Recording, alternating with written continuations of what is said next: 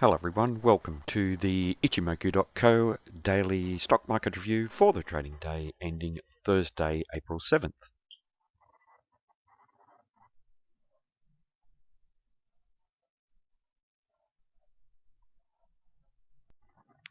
Firstly to the S&P 500, and here we see selling in the market today following the fairly large white body candle of the previous day's trading. Buyers previously taking control away from the sellers, and today the sellers taking back that control.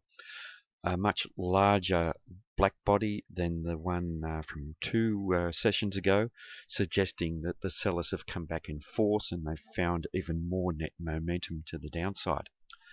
As before, however, the important support at 2040 has come into play, and that is an area that the market will need to trade through in a bearish manner if we are going to see further downside activity. It is the bottom of this highlighted zone of previous support and resistance, and at the moment the market has just closed around that region. We have tested down through there, and the shadow on the bottom of this candle highlights that the sellers have once again lost commitment down below that area.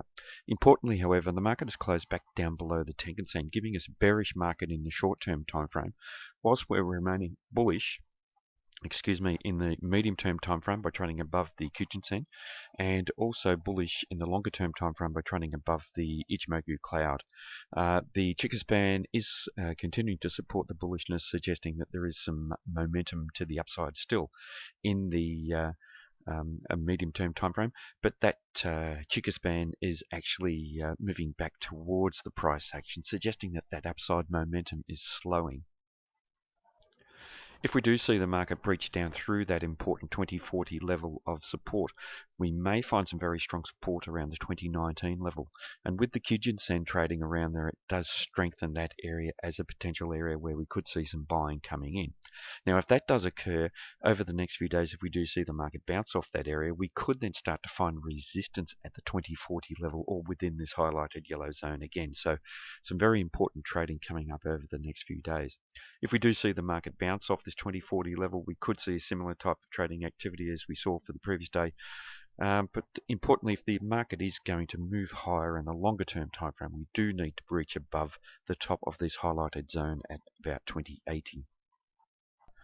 Now, in terms of that trend line and trend channel that we were watching, if you recall, and I mentioned the classic way that the markets develop after they breach through a trend line, and they do tend to bounce back and find resistance at the trend line. And for the previous day's trading, the market tested around there, and we are now seeing the market rejected from that trend line. And this is the classic way that we see markets interact with trend lines after they're broken. And this certainly does suggest that that upside momentum that we saw in the market previously has ended. And importantly, with the market trading to the downside today and forming a